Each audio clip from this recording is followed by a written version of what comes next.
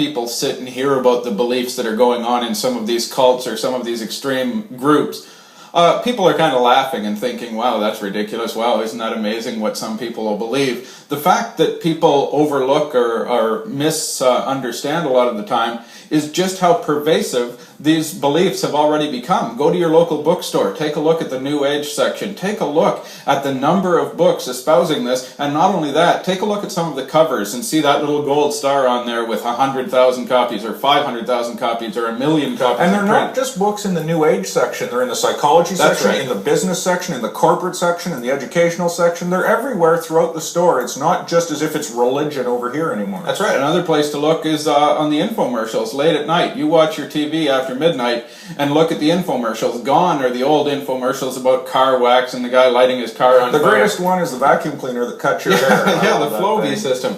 Gone are those infomercials. They're replaced now with all of these psychic phone lines where you can call in and have your future foretold by a psychic. Those are so popular right now that they're buying up all the airtime and there's no space left for anybody else to sell normal, normal as a haircutting vacuum is. Yeah, well, it just goes to show how pervasive it's become, how open America is to the idea. But the point we also want to raise is it doesn't just seem like religion anymore. Now it's the latest seminar that corporations are leading their employees through. It's the Pentagon working on psychic spy techniques to try to study the other guy by viewing remotely. It is children in the classrooms being led through relaxation techniques. It is literally coming at us from every direction. Well, and now Sue is going to take a look at how all of these beliefs are really moving into the American mainstream.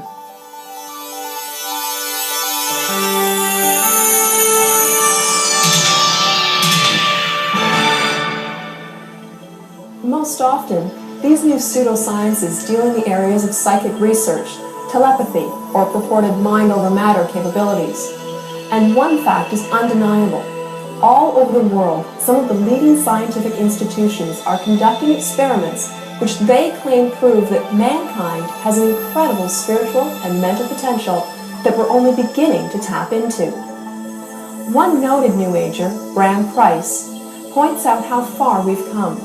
The powers described by the mystics through the ages are now being described by scientists, and this proves that underlying the material world is a vast, non-substantial world. The priests of old were also scientists. Today, the priests and the scientists are coming back together again. But just what is taking place in the laboratories that is purportedly convincing these scientists that we have hidden godlike powers that we simply have to learn to tap into?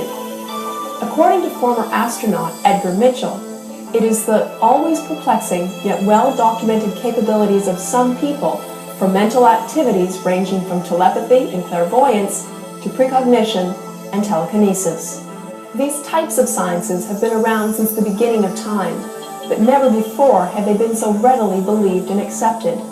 What is frightening is that as more and more people become deceived, the stranger a belief in Jesus Christ will seem. It has been said that those who believe in nothing will generally believe in anything. You know, when we start hearing about these New Age beliefs and all these radical people, a lot of times you're thinking about the hippie from the 60s, or the guy, many of you will have a guy like this in your house, the guy, hey, I'm at one with the universe. And we talk about these guys and we laugh at them a little bit when we're watching them on TV, but the thing that's different now is a lot of the things that he's believing, a lot of the things that these people have been espousing for a long time now are suddenly in respected scientific journals. They're now appearing at the major universities. People are in there spending millions of dollars researching things like psychic phenomena and clairvoyance and even telekinesis and the old Ravi Shankar school of spoon bending, that kind of stuff. Now suddenly it's moved right into the mainstream.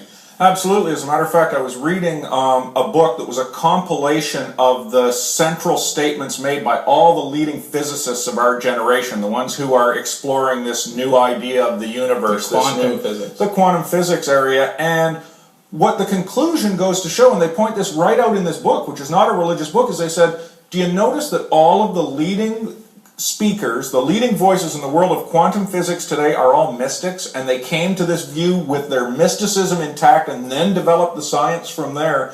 And we see that that's what's taking place in many of the institutions. And we don't know what to make of the reports that we see coming across our desk, but we're talking about reports internal reports from major institutions in the world today where they're claiming to have amazing success with psychic powers. And we're not talking about the, Gene Dixon, the thing you see at the checkout counter at the supermarket.